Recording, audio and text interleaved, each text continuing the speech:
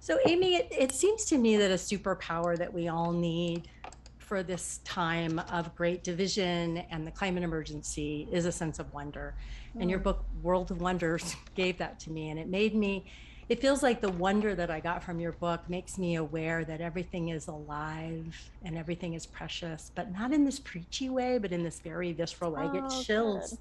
just thinking about it. But it also breaks your heart open, breaks my heart open reading those essays. Is that how wonder works for you? That's such a good question. Thank you so much for your kind words. Anything I've taken action on in my life has been out of love first, love and wonderment. And so it would be really false for me to create a book about nature, about the environment, preying on a sense of fear and doom. Now, that's not to say that those books are pointless. Everybody works a different way. As Walt Whitman says, "Do I contain multitudes? Very well, I contain multitudes." So I just really it was really freeing about this book because I had two people in mind as my audience for the first time in my life. I wasn't thinking of, oh, will this sell? What will my poetry students think? Anything like that. I just was writing for two people, and they were ages 6 and 9. My Your sons. sons. Yeah. Oh, And I knew my youngest was a little bit too young for this, but I was really kind of envisioning them reading this really at the ages that they are now, 11 and 14. So it was written to them, but they also are the best litmus test. They don't like it when anybody talks down to them. So they can tell when their mommy is like trying to make everything just peachy keen and, no, and my everything. child's like that too. She's Yeah. 27 now, but she's like Oh, that okay. too. Yeah. Yeah, yeah. Oh my goodness. And so it was really like, it's been so amazing to see this book be in the hands of middle schoolers all the way to geriatric scientists. And so that's one of my number one things that I'm proud of, is that I didn't want to talk down to anybody. And I didn't want to also be Pollyanna-ish about anything as Mhm. well. I simply wanted this to be a record of love. And that brings me to another thing about the book that I found so wonderful. And that is that you write about the racism that your parents and that you experience, especially, I mean, in life in general, but being Asians, Americans going into the wilderness or the outdoors or Mm-hmm. nature gardening, but you do it in such a way of love for your parents Hmm. that I Mm-hmm. found myself encountering it instead of the way that I might have as a white person, as angry, angry that Mm-hmm. that happened. Mm-hmm. I felt like I was encountering it again, like just breaking my heart open and really experiencing what it was like. And I was rereading some of the essays last night from a writer's point of view. And I also teach writing. And I'm like, how well you wove together so many different strands of family stories with science, with speaking directly to the reader. Mm-hmm. So now I'm going into a second question without asking you the first one. But No. anyway, it felt like you took a lot of different leaps in the structure of the book, that it was quite courageous, almost a Mm. hybrid genre. Yeah. Thank you. Yeah, it was definitely a risk. I mean, many of the first drafts were very much chronological, and Mm, something just didn't feel right, because as I just said, like, that's not how my brain works. I don't think that's how really anybody's brain works. In some ways, I mean, it makes for a nice, neat package. Here's me at age 4, being brought to an aquarium by my Asian American parents at the first time, and feeling a wonderment at those first early memories, all the way to a happy marriage with my husband and my two boys. That makes for a nice, neat story, but that's not how I think memory works. You'll see maybe a tree and think of something in 6th grade, and maybe that will remind you of your first crush, or that reminds you to the first time you saw your mom's try to hold back tears, or that kind of thing, and then be flashback to, gosh, your son's face looks just like his grandmother's, or something like that. That's how kind of memory works. And because I think I moved around so much as a kid, my recollections of being outside, they overlap. And that's exactly what I wanted to show, that we are all connected, that I could be in Mississippi and see a catalpa tree and be reminded of the first time I saw a catalpa in Kansas, Yeah. that kind of thing. Or, in one way I could have had a very, very lonesome childhood, but my father always taught me how to read the stars no matter where I was, in Arizona or Iowa or Chicago. So that's a skill that I have now, that I could be in, again, Mississippi, where I am now, and find my buddies up in the stars. Or I could be, pre-pandemic, when I was traveling, I could look up in Omaha, Nebraska, and see my buddies in a different position. And just to see that familiarity of the outdoors all over this planet really was such a steady companion throughout all my life. And I had never seen that in books. I had never seen an Asian American just frankly be outside. In every movie, there was never anybody that looked like me, literally outdoors. And if they were outdoors, they had names like Long Duck Dong, and they were the 16 Candles, the Right. absolute butt of the joke, where every time they spoke there was a gong played. You know what I mean? Like, Yeah. imagine. And I didn't have the awareness or the vocabulary for this growing up in the 80s, but imagine you go your whole life and you don't see the thing that you love to do, be outside with your family, ever represented ever in any movie, books, anything like that. So it begins to make you think, oh gosh, you don't belong here. Or stay in your lane. You should be, in pre-med, stay with pre-med, or stay, be an engineer, any of the things that you do see represented on TV. And I was terrible in math, so that made me feel even more isolated. Like, where are the Asian Americans who love art and English and just being outside, but who also love makeup and MTV and having crushes? Like, the representations I had of anybody who loved being in the outdoors were granola, no makeup, no families, and I'm out in the wilderness by myself. Yeah, that's so true. I didn't think about that, but coming up, I mean, weird. I discovered the outdoors on my own to stay sane. I moved to LA when I was 19 to go to film school, and started to really struggle mentally, and discovered the Santa Monica Mountains. And, Wow. had my little guidebook and would just go out and get lost. And I'd always been an outdoors kid, but I lived in suburbia and on golf courses and places like not real nature. My parents weren't nature people. They were sports people. And I never thought about that, but yeah, it's the sort of rugged individualism, right? It's not a family. Absolutely. It's definitely a white. I mean, I've thought about it a lot since, with all the diversify outdoors movements that are happening in the last 5 years or so, or 10 years, which are so exciting. Yeah. And if they did have a family, they were left for, multiple times. And more often than not, it was the woman staying home with the kids. So the kids were being brought outdoors, or if they were, it was not under the guidance of their naturalist father, or, that kind of thing. And I remember when this book was being, shopped around to publishers, people are like, well, could we package this as a Asian American Thoreau?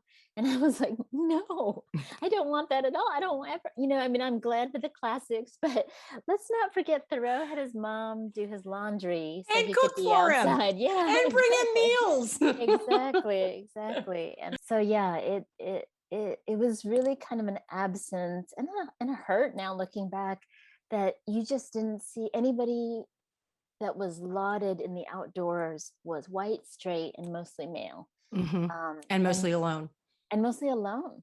And that's not at all what I wanted to be or had or hoped for in my life. So, but it makes you feel, if the thing that you hope for and wish isn't ever depicted, it makes you kind of, I think, subliminally say, how dare you want this? How dare you dream to have a husband who would understand? Or how dare you dream to have kids and be present with them too, and also want to be a writer, and also want to be outside. That is so important. And so there's two things I want to talk about from that. One is, how dare you want this? Because I think one of the key points that I find over and over again with the people that I work with, primarily women or people who identify as women, around their creativity, which goes back to, the uniqueness of this book, World of Wonders, is permission. Yeah.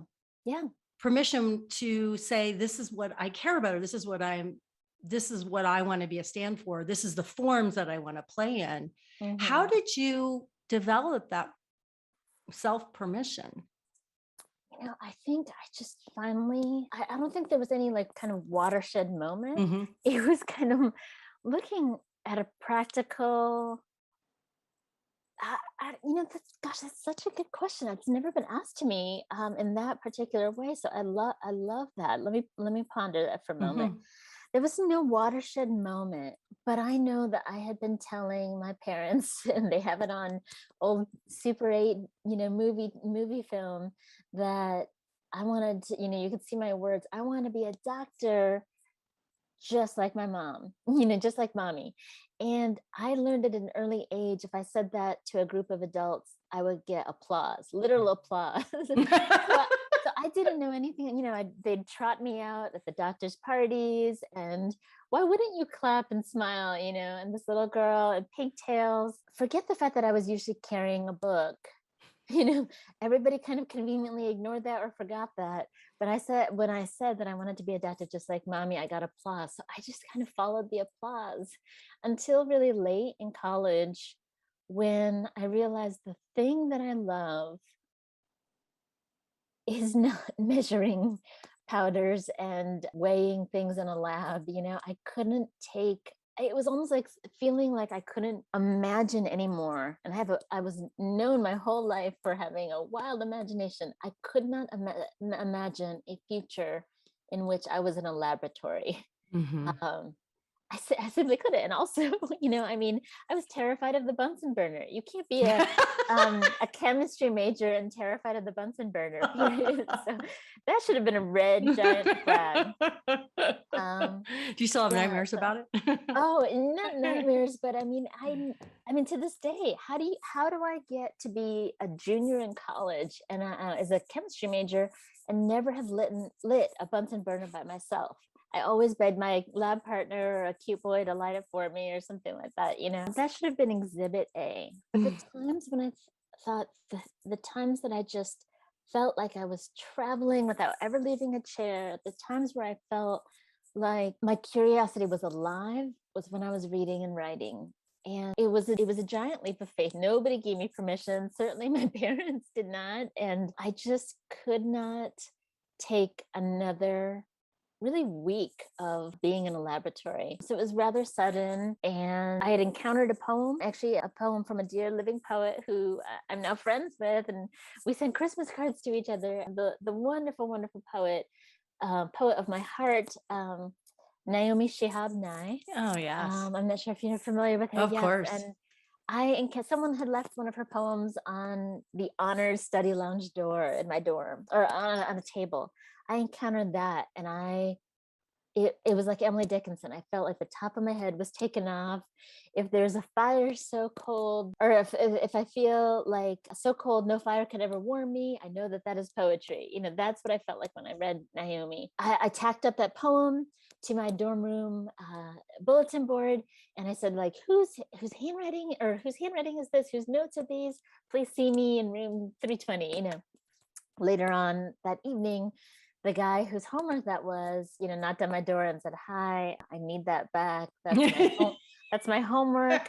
By the way, it's called a poem." Like, I didn't know that there were any living poets, Jen, until junior year of college. I love that so much. It's crazy. I mean, I went to a nice high school. I did AP English. I never was taught any living poets. And that, I think, more than anything, is, I think, such a travesty that I could be in all these gifted classes, excelled in school, and never was told that there was a living poet.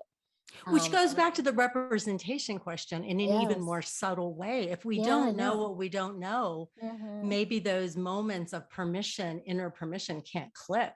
Yeah, exactly. And that's not that long ago. That's early 90s. Feels like yesterday.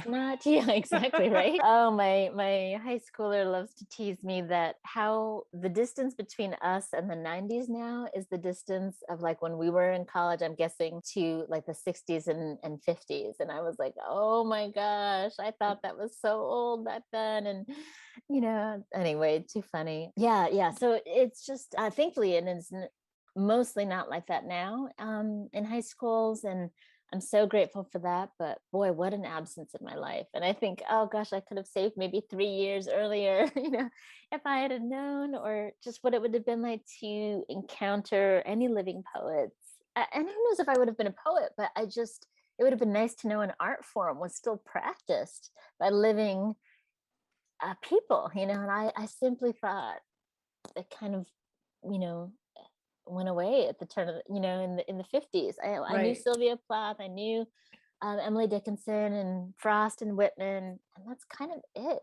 That's fascinating. I Yeah. want to go back to kind of another version of permission question, which is you talked about the publisher saying, could we turn this into a, Asian American Thoreau? Yeah. And I know that writers that are listening are like, but what did you do? And how did you stand Mm. up for yourself? And how did you not give in to, well, okay, I can make it into that. So I can get it published. What was that Yes. process like for you?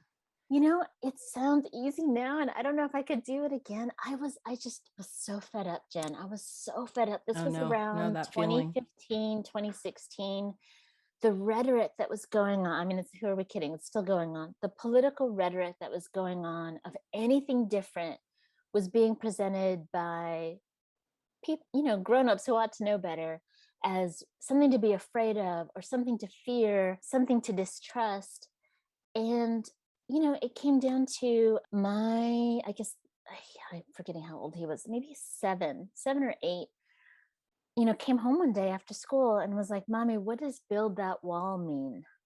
Mm. What does build that wall mean? And, apparently, my husband and I always kept talking about kind of, at the time, they were saying the P word on the news. Mhm. So we had to keep things hushed up, not because we were trying to protect our kids from knowing about the world, but because our leaders were so disappointing and Mhm. using like swear words to describe in violent assaults against women, So I wanted to keep my 6-year-old from hearing that a Mhm. little bit longer, go figure. Anyway, and I don't know exactly what I said to my son, but I found out that one of his dearest friends, who's Latino, the kind of the life of the classroom, the class clown, him and my son were eating together at lunch, and on a table full of boys just started turning to them. My son is half, I married a white guy, so he's half Asian, half white. But they turned to my son and his Latino friend and started chanting, "Build that wall, build that wall." Wow. Oh And God. my son literally didn't know what they meant, but the Mm. Latino boy, his friend, knew exactly. And again, the life of the classroom, just like was almost trying not to cry, and just quietly finished up his lunch and then like left, and leaving my son there. And he my son was so confused. He had never seen him so serious. He'd never seen his friend so serious. He just knew it was something hurtful, and that they stopped. He thought it was directed towards him too. And for a minute I thought, gosh, were they saying that about him? But they stopped the minute his friend like left the cafeteria. So it just devastated me that and these are 8-year-olds, 7-year-olds, and my youngest at the time was 6, 5, and he worships his little brother, so he was listening, like, what does build that wall mean too, Mommy? So I just I was kind of sick of anything different being made to feel wrong in any way, shape, or Right, form. wrong or That bad you or should be afraid of ugh, it, or yeah. get rid of it somehow, that kind of thing. While I'm not going to lie, it was absolutely, I want to be real about this. I got a lot of rejections, a lot of people who were kind of interested in the concept, but when it came down to it, passed on it, and were saying like, how do we, I really said I wanted not just an illustrator, which already rankled people, but Does, yeah. but then Illustrated books, they're its own, yeah, they're their own thing over there. We yeah, it's can't like illustrate a too book over weird. here. Yeah. Exactly, too In, weird. in this It's imprint. not been done before in this way. And I also said I really want an Asian American illustrator. So that also rankled even more feathers. And I'm not gonna lie, there was a moment where I thought, well, maybe just this once, if I could get my foot in the door, I'll do whatever they want me to do. Mhm. But then I have to face my children to see like, oh, am I making myself safe or marketable, or that Right. kind of thing, so that, Palatable. yeah, so I can make my difference nothing to celebrate but to hide. Mhm. And I would not be able to live with myself in that way. And yeah, I mean, it was for sure hard, because of course you get dangled a publication agreement and you want to take it if Mhm. you say yes, yes, yes.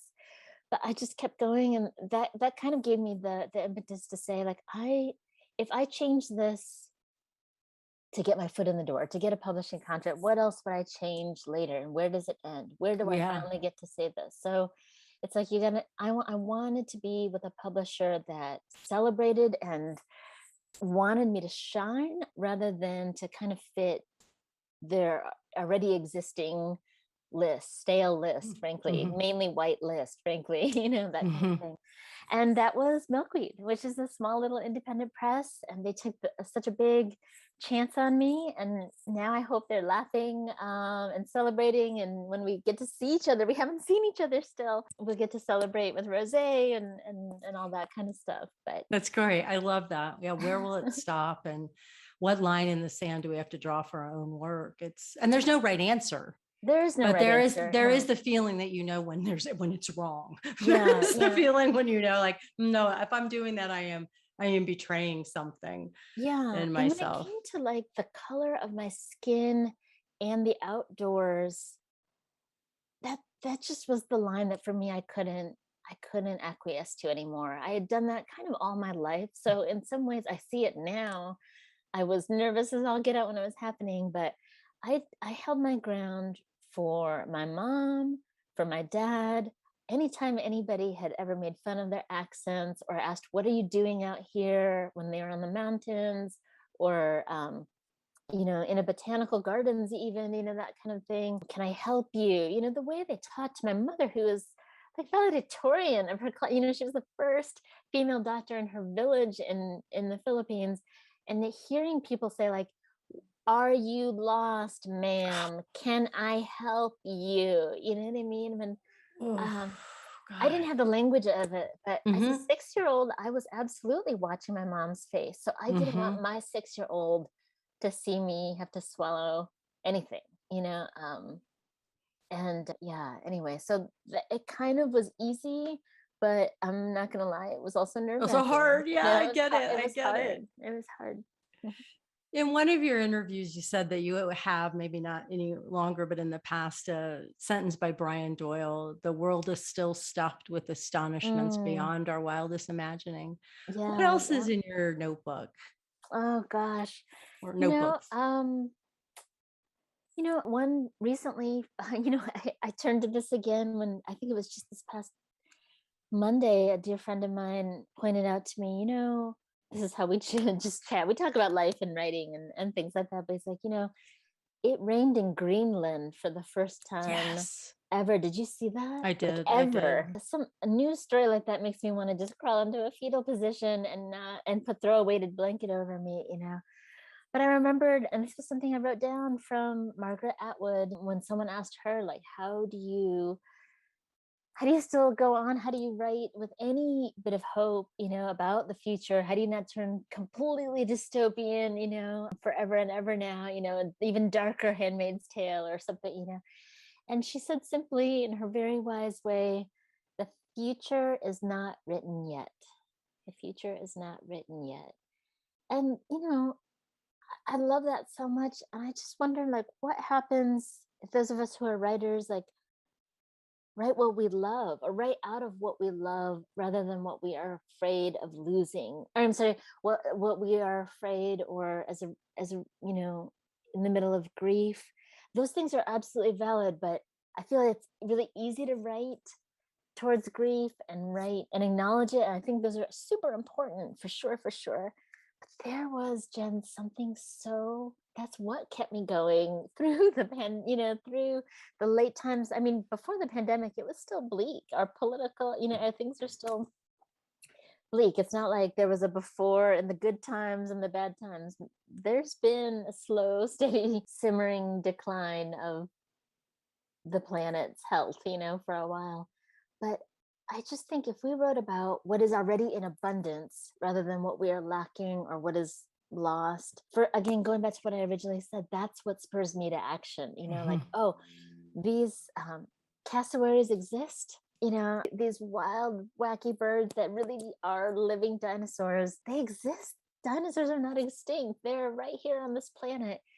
What if we didn't build so many roads, you know, that kind of thing? What if we wrote to senators? What if we didn't keep them in zoos necessarily all the time? You know, if we look towards what we have already, maybe our actions could be born of love rather than fear. And again, you have to do, I'm not being prescriptive for sure. There's some really good actions that come out of fear and anger and Mhm. sadness for sure.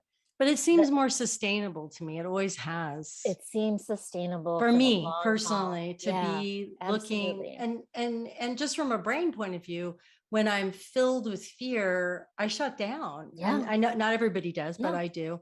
Me And when too, I'm me too. filled with appreciation or gratitude or wonder Yes. from the title of your book, World of Mhm. Wonders, then I feel like I'm more likely. That's where I take more action. That's when I make the phone calls more. That's when I Yes, absolutely. am more generous with my money. That's when I'm Yeah. trying to break the climate science Mhm. silence more. Yeah. I feel like more empowered instead of feeling so small, I actually feel so connected. When you make wonder a habit, I feel less alone. When Hmm. wonder becomes a habit, you feel less alone because you wonder for me is being curious about something besides yourself, and you want to know more, and it brings a smile to your face. You know, I love saying too, one of my things that I discovered when I was writing this book, the root word for the word wonder is the same as the root word for smile. And like, gosh, I needed that this during this pandemic, don't you? Like, Yeah. something, and I think we all had that as kids, and many of us had that as kids, like, look at the moon, or you know, Hmm. look at this leaf, and it would be like this really crappy looking leaf, but just look at this leaf, it looks like a bear or whatever, you know. I mean, and if that puts a smile on your face and makes you want to learn more, or why is that cloud so pink? Like, what the heck? Why is it so pink? I want to actually know about that. My hope is that that can be translated to one, understanding that we are so connected even when we are Hmm. feeling alone. I have so many friends who are in studio apartments still through this pandemic, and one of the ways they've said that they felt less alone is realizing, like, gosh, this fish on the other side of the planet is actually connected to me by this, by this, by this, by this, by this, and it's still alive and thriving. And I I am love that. too, you know, like, even though I feel like I'm not thriving, I really am, and I have it better than a lot of people. I mean, like, being able to recognize the abundance that we have, even while not ignoring very real things we might be lacking, I think it just helps us feel less alone. Do And you, yeah, just again to, I think having that since I was a kid, and you know, I grew up with no video games and limited screen time and things like that. And I know my own kids were like, "Mom, everybody in fifth grade has a phone except me." But you know what? I mean, I fail a lot as a parent, but one of the things I'm so proud of is that they can sit in a waiting room and completely entertain themselves. They do not need electricity. They do not need a screen. And I'm so proud of that. They can actually just look out a window and daydream. They can read a book, or they can write something, you know, they can sketch. All the things that kind of kids did in the 70s and 80s, but they're still doing it. And gosh, I'm so grateful for that. that's I'm so grateful beautiful. for I love that. Did that. you notice any difference in writing the essays in World of Wonders versus writing poems? Oh, absolutely. For one, I felt completely unfettered by not having to worry about the tension of where I'm going to put this line break, you know, that kind of thing. And how do I get the reader interested in getting to the next stanza, the next stanza? With World of Wonders, I started it with questions that I had not only about the animal, but what it made me think about my own growing up at that moment in time, you know, as well. So it wasn't because I had a lot to say about each animal, but I had so many questions about just kind of my place in this big giant web of life, you know, that kind of thing. And I felt because I can remember the exact day I went up to my little office, I shut the door when the kids went to bed, and I started writing, and I felt so unfettered by letting my sentences unspool as opposed to wondering about a line break. So I just can feel even that. there was definitely some longer sentences that I'm used to, but I just didn't, I wanted to be able to show on a sentence level my exuberance for different plants and animals, as well as when I was afraid or when I was so upset. You know, when I'm upset, I don't speak in short, halting sentences. I mean, you know, going la la la la la la la la la, la, you know, like that kind of thing. And I think that's what my friends do. All my beloveds do that too. When they're excited or when they're upset, I don't want to say, wait, where's the line break? You know, like, so it was great. You know, it was great. I loved, you know, when I in grad school, my thesis was actually I had a double MFA in poetry and nonfiction. I just had earlier success with poetry. So it was just like revisiting an old long lost friend, Mhm. coming to sentences and I still wanted to keep tension and keep narratives going, but it was so great to have a long sentence. To play with. Yeah, Did you yeah. have a structure in mind for the book when you started? Or No, did that except for the fact change? that I wanted to just be short. And that's the Mhm. poet in me coming through is that, Mhm. you know, I'm not afraid to say it. I mean, writing 3 pages, I just felt like I ran a 5K. Like it is physically exhausting. Now, No, you felt like you ran an ultra marathon. yeah, exactly, exactly.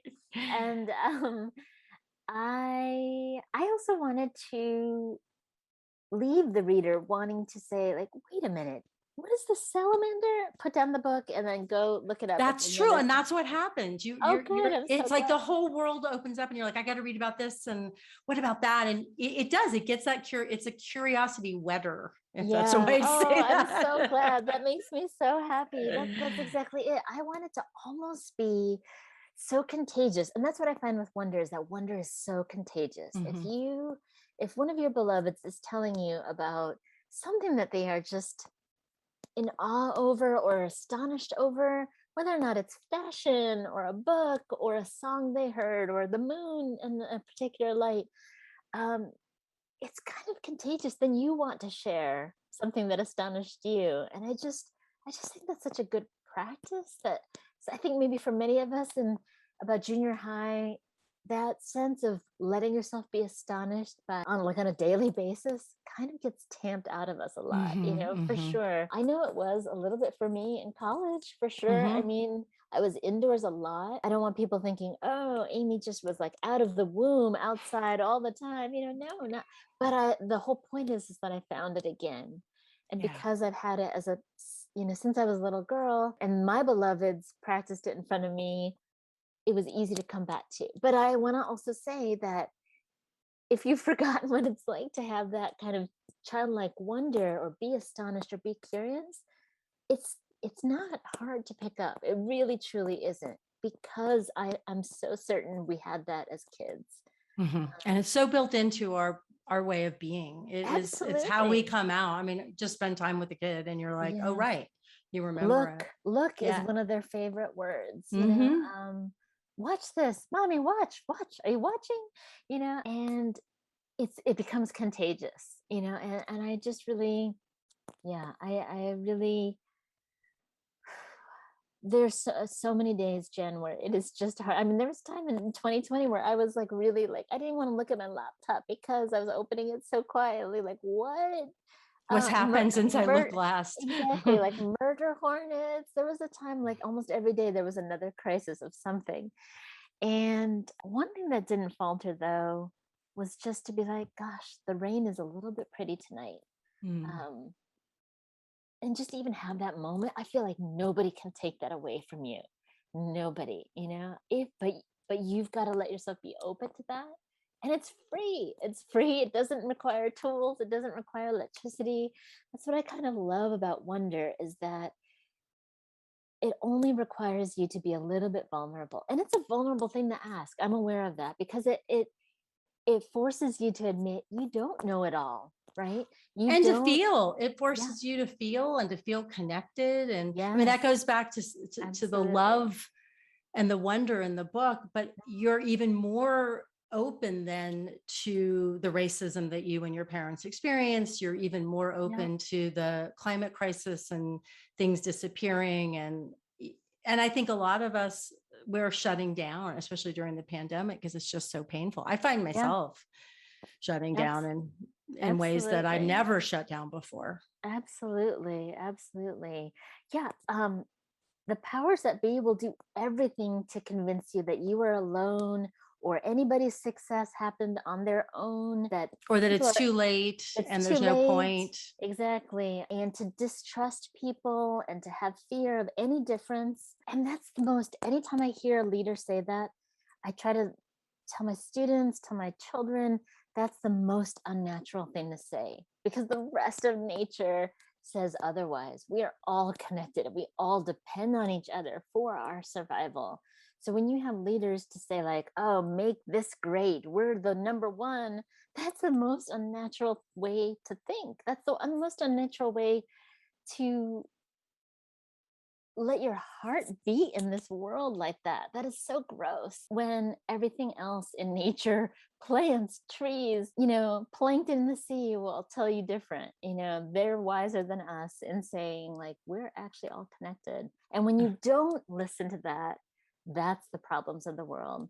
When your first inclination when you see a brown person in a forest is to say like, oh, they don't belong here, where's my gun? Or, oh, you're different, I shouldn't think about dating you. Or, oh, you have a different sexuality than me, that's against my religion somehow, you're not worthy of goodness or kindness, that kind of thing. You have a different ability than me, oh well, this place shouldn't be for you, I shouldn't make it. Well, anytime that there's a separation, that's so unnatural. And that's, I think, the core of so many of our problems. And also, final thing I'll say is that you could tell in 5 seconds, I know you can do this too, Jen, in 5 seconds, if a person has wonder in their lives or is even curious about anything. Oh, it's so true. Oh my gosh, you can see it in their body language. You can see it in their body language. That they're not willing to admit. Oh, it's so sad.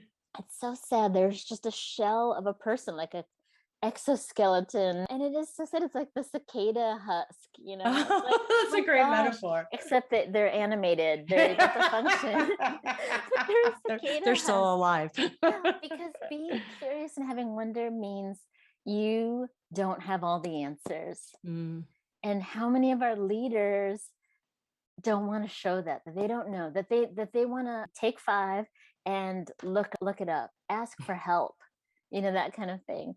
So when someone doesn't have wonder in their lives, it actually is dangerous. It's not just gross and kind of sad, it's also dangerous, because if they have the power to enact rules on society, yikes, when they're not willing to admit that they are not the expert on something, that they need help, or to feel their interconnectedness with. Absolutely. Absolutely. That they are actually connected to a person that is so different. Their whole life is so different, but that they don't recognize their shared humanity. Yikes. Then what we see is that animated cicada husk walking around. I'll never forget that image now, Aimee. Why are we giving them power? That's a great question. It's just I want to see a heartbeat underneath that husk. I love this way of thinking about wonder. It's wonderful. I like to ask one final question of my guests. What do you want to learn next? Oh my gosh, that's such a brilliant question, but I feel like I'm just going to be such a nerd, because there's so much, Jen. There's so much. Like right now I'm learning about, I lived for 15 years in New York, and I know a little bit about it because we've done it before, and it still feels like summer in Mississippi. So I don't know why I'm thinking about this, but I am completely enamored with sugaring, sugar houses, making maple syrup from, tapping in. And I love how maple syrup is made. Do you know how this is? Just a little bit, but that is like the least, I did not expect that. I want to learn about sugaring habits. I love it. I just want to say, it was funny, during the pandemics, we've tried to do this thing of like Pancake Saturday. Like, I just feel no matter how crappy of a week you have, if you have a little bit of flour, you know, you can make some yummy pancakes and feel a little bit better, you know, if you're able to have carbs. And I just got thinking of like, dang, you know, I was telling my husband, like, we lived in basically like a location, and this is on me. So I'm happy to share this. We lived with maple trees and maple houses all over the place. We maybe went a couple times to, you know, their sugaring days when the last sugar snow is falling, get maple candy and maple bacon and maple sausage and all this stuff. But I never asked questions that here I tell my students to ask all the time. And here I'm having maple syrup, and I've been reading this. I'm such a nerd, I'm sorry, but it's the truth. You asked me. I've been reading like how to tap maples and what are the best maples for sugaring, and when is the best time for sugar snow. I just love you know, I blame Laura Ingalls Wilder for all of this. Yes, absolutely. Do Yes. you remember this? Oh my gosh, there's a certain generation of readers who know this. And I just remember a little girl, I was in Iowa reading this with those amazing pencil soft drawings by, is it Garth Williams? Gareth Williams. I just wanted to have like a sugaring weekend with my family. And, you know, my parents were working, and I just thought Laura was the coolest for, you know, being able to throw maple syrup Into the snow. snow. Yes, and make that candy. So I grew up in Florida, so I was like, what is this? Like, yes. like I, you know, was completely foreign, and yet same response. I want to do that too. And didn't you just daydream as a little girl in Florida of just having so much wonder of like, gosh, there's a place in this country that gets so cold, and trees can give off this sweet sugar, and just even a taste of it is enough to last you all season, you know, like just the memory of sugar. Like I remember that with such fun. And I know there's a lot of terrible things that she wrote about Native Americans, but the moment of writing about sugar, I've been researching sugar, you know, sugar production, but specifically maple syrup. And I wanted to see, I'm trying to make a list of all the different shades of blue in glaciers. So that's on a back burner right now. There's different, you know, that there's certain meanings for when the glacier turns this blue and that blue. And so I don't know why I'm feeling, maybe it's because I'm in Mississippi, but I'm reading about ice and sugar right now. Perfect. Oh, Aimee, I feel like I've had a window into your wonderful heart and into wonder itself. And my day feels so much bigger, and my heart feels so much bigger. Thank you so much. And thank you so much for writing your wonderful book, World of Wonders. Oh, thank you, Jen. And I want to be clear too, because I don't want anyone to think like, my day is just, I wake up and there's wonder. It's absolutely important to not dispel the grief and anxiety and fear, all of that stuff. I have that all the time. That's what I mean when I say I'm so adamant that it is a practice, because noticing wonder helps me just get through the muck and the yuck. And it's not about coding it or toxic. It's not toxic wonder. No, absolutely. Yes, I definitely, oh my goodness, I definitely do not like that. And I cannot stand that at all. I really can't take that. No, so it's very clear. It's very clear what your